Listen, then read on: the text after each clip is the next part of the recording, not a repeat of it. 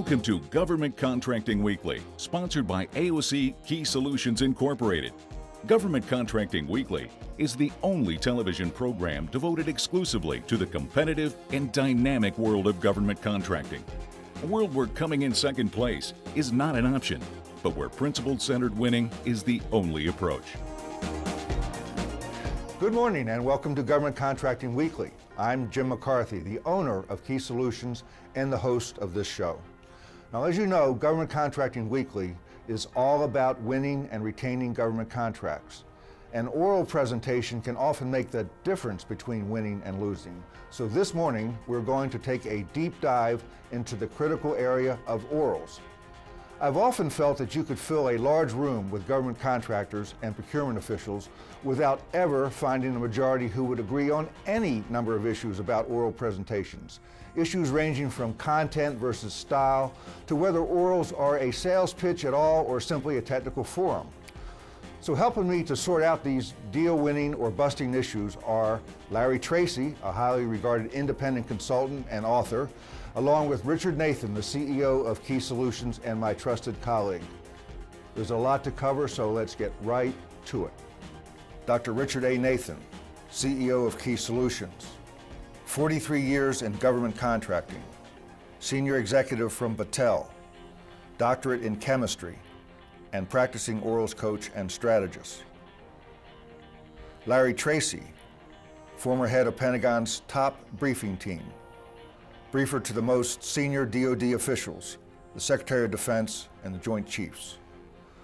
Cited by President Ronald Reagan for his expertise, author of The Shortcut to Persuasive Presentations, the seminal work on the art of oral presentations, and renowned presentation coach. Good morning, gentlemen. Good morning, Jim. This first question is for you, Richard. In the context of government contracting, what is an oral presentation or proposal?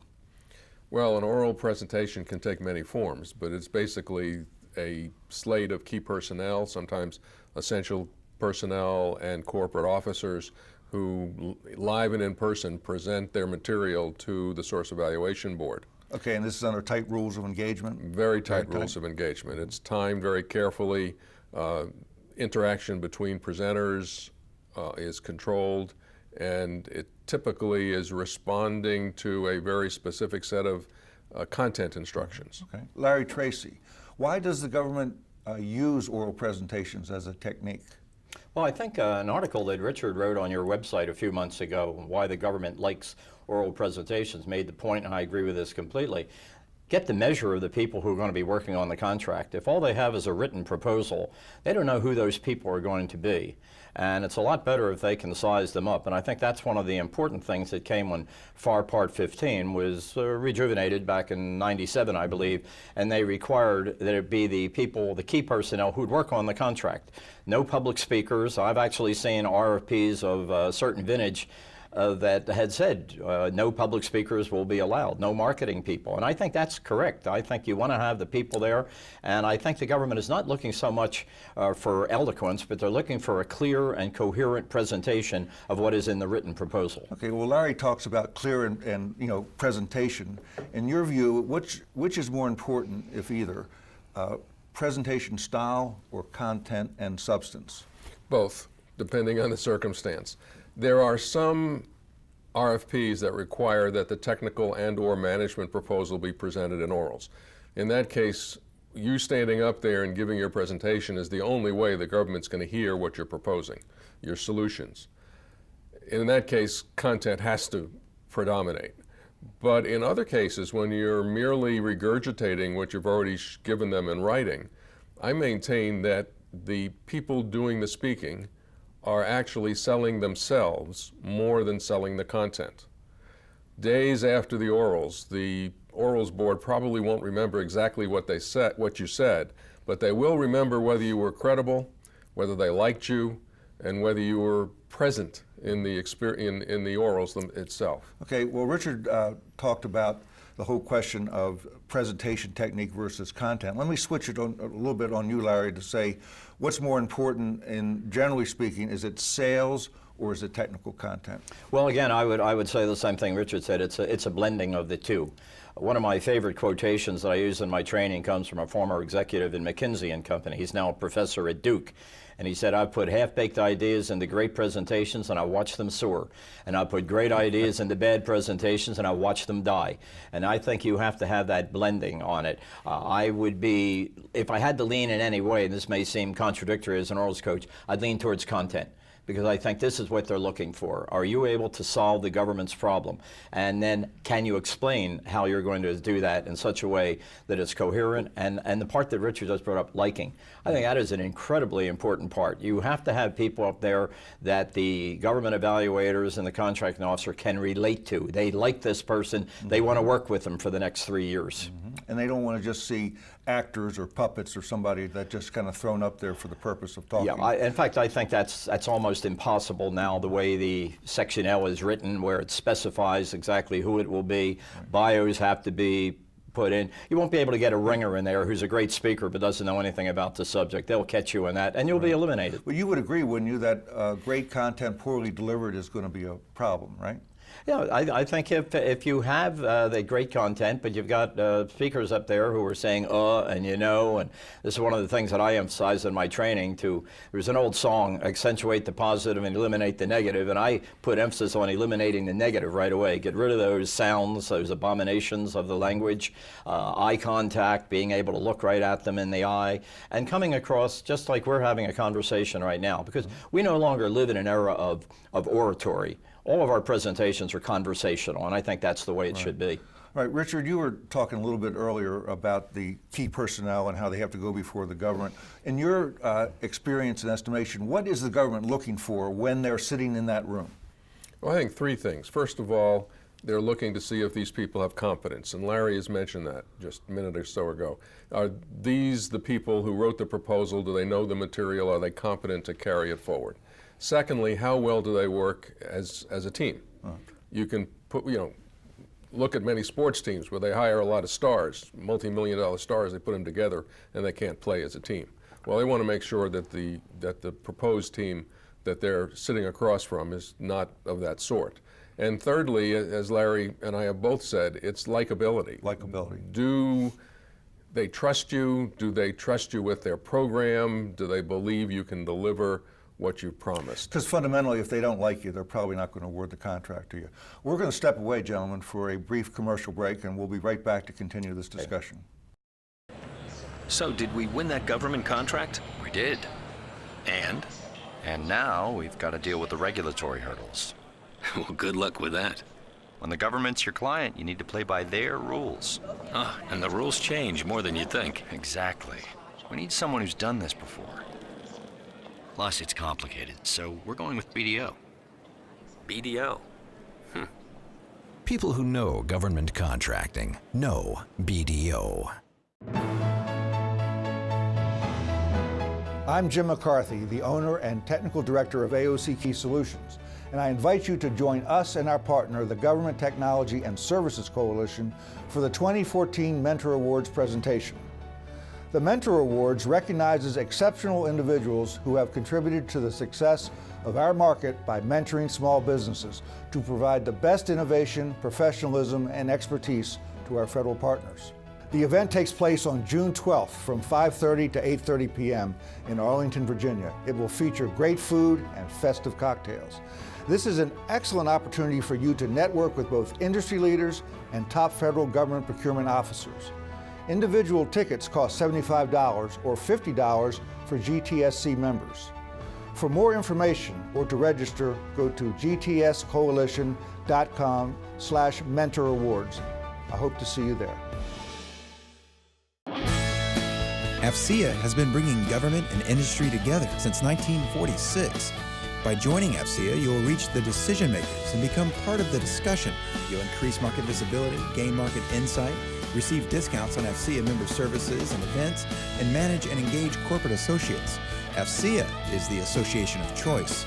Join today at www.afcea.org.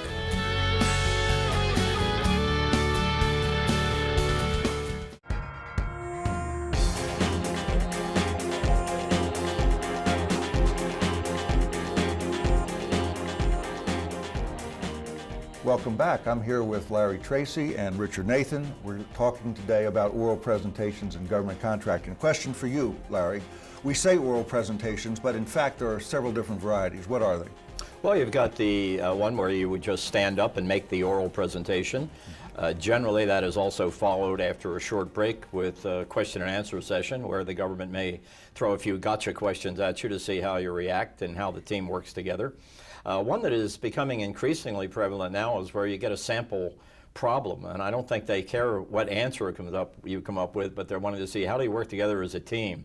Is there any friction? Because if you can't do an oral presentation, how can you do the contract? And I think that's a good idea to do. I've seen both of them. And the one point that I find I'm brought in, and I probably Richard the same way, late in the game, and the proposal is taking all the oxygen out of the air, and then by the time we come with the orals, there isn't a lot of time, and I say we have to have a Q&A session, have to, because that's where the win could be determined. Right. And we rarely have the time to do it in the thorough murder board style that I believe we should. So what you're saying really is that the proposal is just one step, but you could win it or lose it during the oral presentation or the Q&A. I think you can, with everything being so close right now, especially with the low price technical acceptability, LPTA, you're going to have to look what's going to give you the edge. And I think a proposal that are very close in their technical and their pricing could actually turn on how they sell themselves, how they come across. Richard, Larry mentioned this concept of sort of coming late to the game. All the energy is put into the proposal. Yep. And why do you think that is? I mean, that does seem to be a common problem. Well, if you've done a lot of proposals, as we have, you notice that everything gets pushed to the right. On the written proposal, you're squeezing the production people. The key personnel who've been involved with the proposal feel they need a few days off, and so they postpone preparing their slides. If they didn't already go in, they postpone the training. How many times have we had phone calls from a capture manager saying, we need you to train our team? It's a 6-hour presentation and there's 11 presenters and we've got 3 days for you to get them ready. Right. Well, you love a challenge anyway. Yeah, that's right. It's the kind of thing where you just want to throw up your hands. So it's whatever's the bottom of the food chain tends to get squeezed, and orals is the last thing. So here's a question for either or both of you, which is, and you sort of touched on it, but my question is, hey, these are senior executives. They spend an entire career public speaking, briefings, meetings. Why do they need to be trained at all? Aren't they already automatically qualified for the job? Not to do a sales pitch. Huh?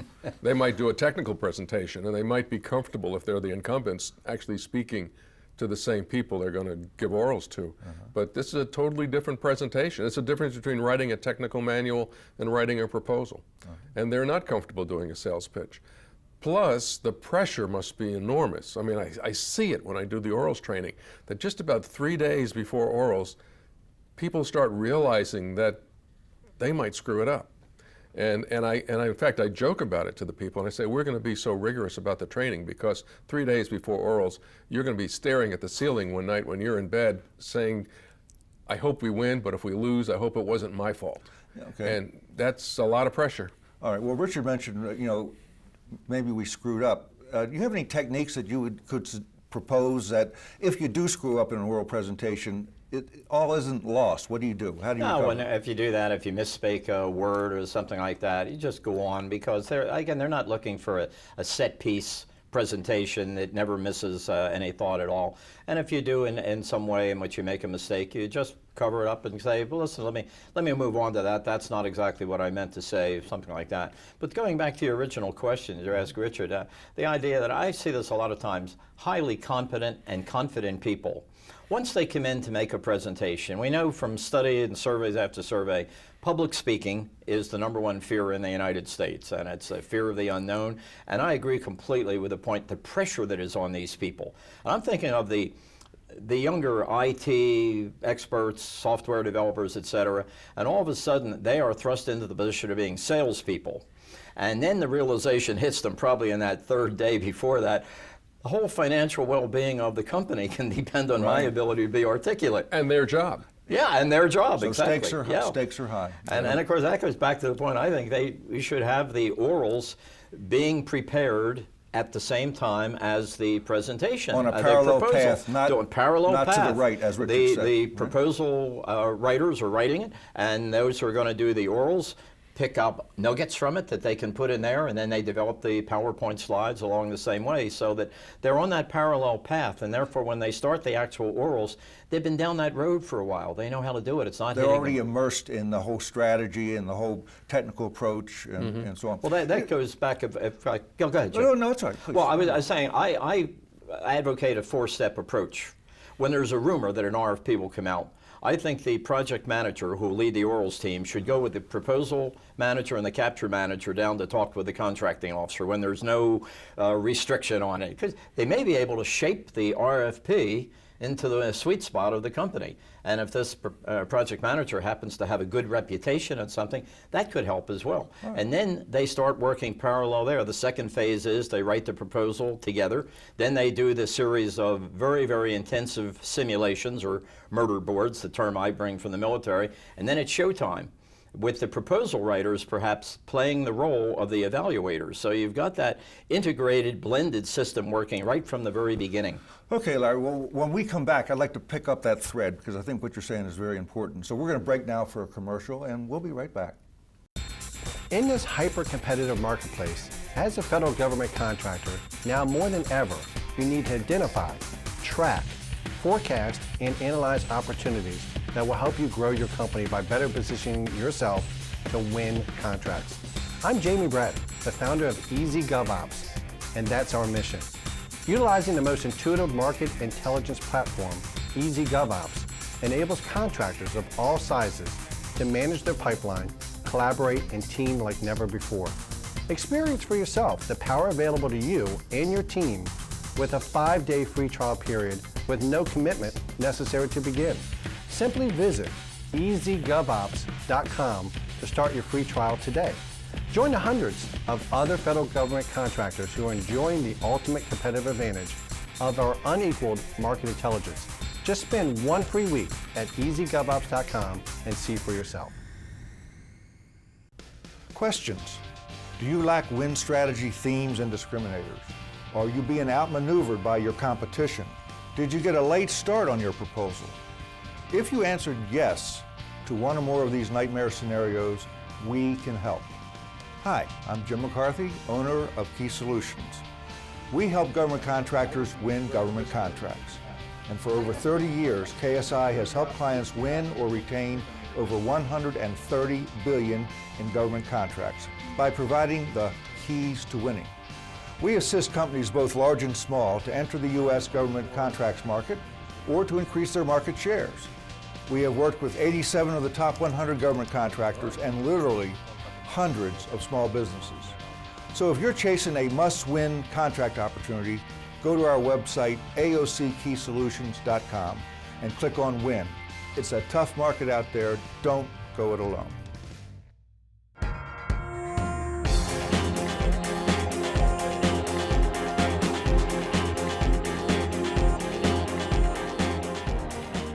Welcome back. We're with Richard Nathan and Larry Tracy. Gentlemen, I'm going to ask you to play a little role here. It's my position that, of course, that at orals, there are two types. There's going to be an oral presentation made by an incumbent and one made by a challenger. And each of them might have advantages and disadvantages. Who wants to be the incumbent here? I'll take that one. Okay, Richard, tell me the case for why an incumbent has an advantage at an oral presentation. I believe the biggest advantage they have is that they generally know the people in the SEB. So their pressure is going to be a lot lower. They've spoken to those individuals before. They're not strangers. So I think that's an important advantage. The second advantage, of course, is they know the material better. So the content of their answers should be better. The sample problem preparation should be better, give better response. On the negative is they can be complacent, and they just don't prepare as well as they should. Right. So Larry, Richard makes a case for why incumbents might have the advantage. Why don't you flip it for a second? Why do the challengers, why do they even bother to compete, given what Richard has said? Well, of course, we're in that LPT era right now, and that certainly gives the challengers a bit more of an edge than they would have had before. It used to be before an incumbent basically had a really overwhelming advantage. But right now, I think if you're in this environment, you could come in as a challenger and you could say, we've got new ideas. You know, they've been trying the same thing all in all.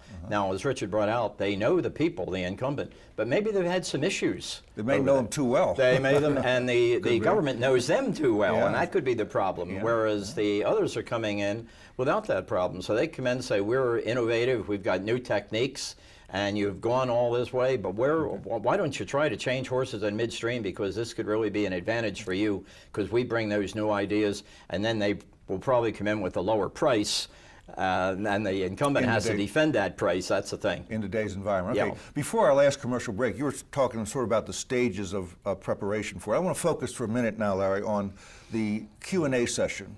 Why does the government employ a Q&A session, and what is difficult and challenging about that environment? Well, I think the reason they want it is they know that the companies coming in, incumbent or challenger, they're operating on their turf. They have written the proposal, they have sent the PowerPoint slides over, they've got a pretty good idea, and the Q&A gives the government a chance to challenge and be able to go back and say, well, why did you say this? And they also have a chance to look and see if there's any inconsistency between what was in the proposal, did it respond to the RFP, and then how did that tie in with the orals? And if they find that they are not completely congruent, then that gives them a chance to put a little pressure on. Plus, it gives them the opportunity to see how these people operate and work together as a team. Okay, so Richard, we see why the government uses Q&As.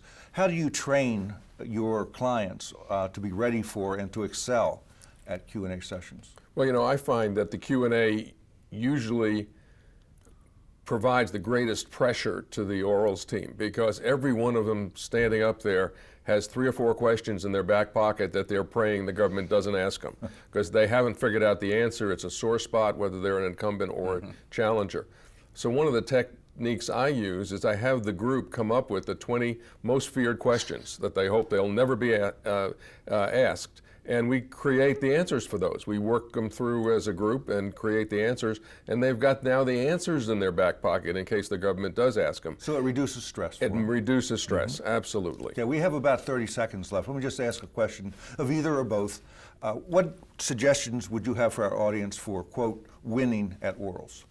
Richard. Start early. Do not make them an afterthought.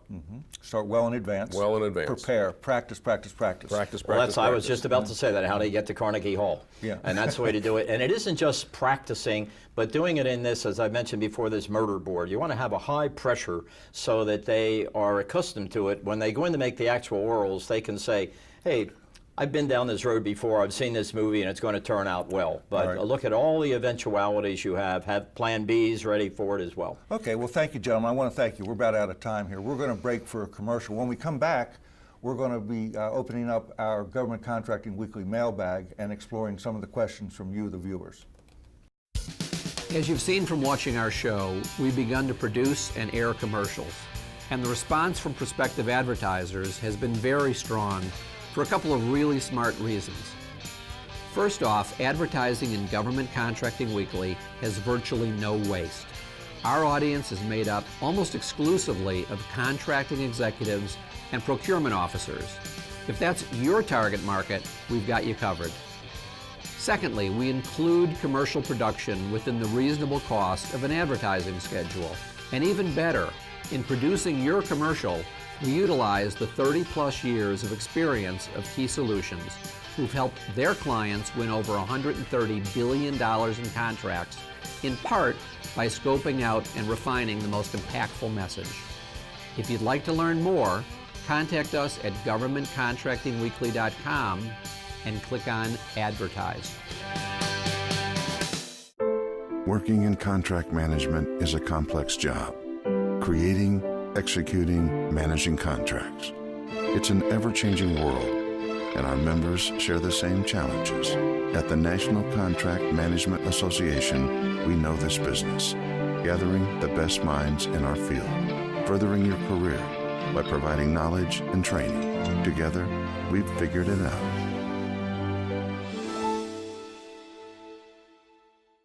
Since 1941, the USO has been lifting the spirits of America's troops and their families. Members of our military continue to make sacrifices and defend our nation. That's why the USO of Metropolitan Washington, Baltimore is committed to serving them throughout their years of service. USO Metro is the way for you to say thanks to our local military members, their families, and our wounded warriors and caregivers. Please visit us at usometro.org.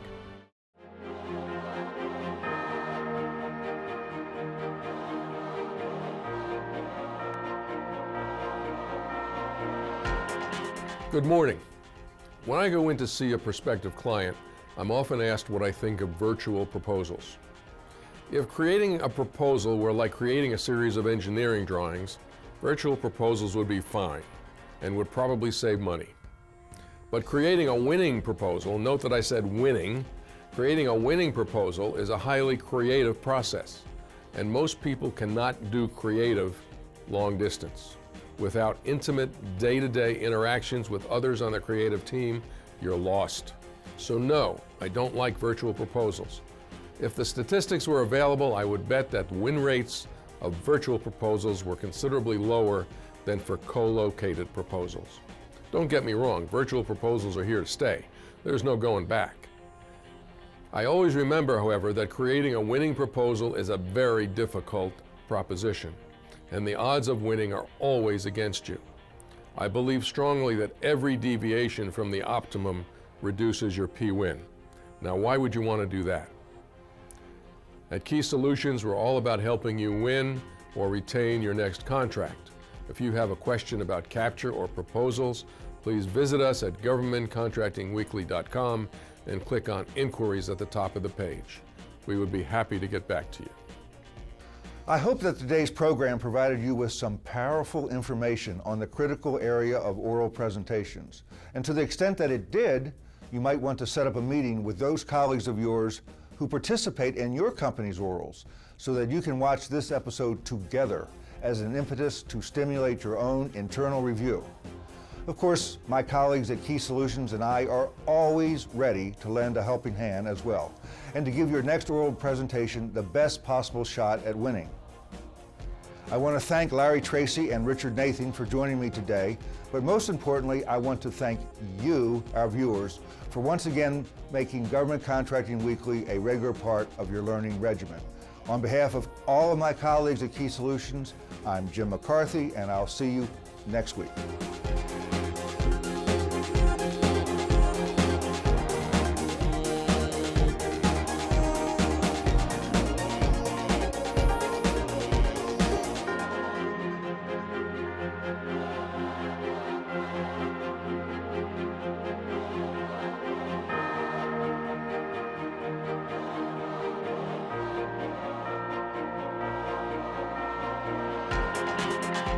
You've been watching Government Contracting Weekly, sponsored each week by AOC Key Solutions Incorporated. Government Contracting Weekly is the only television program devoted exclusively to the competitive and dynamic world of government contracting. For additional information, comments, questions, or suggestions, please write us at governmentcontractingweekly.com.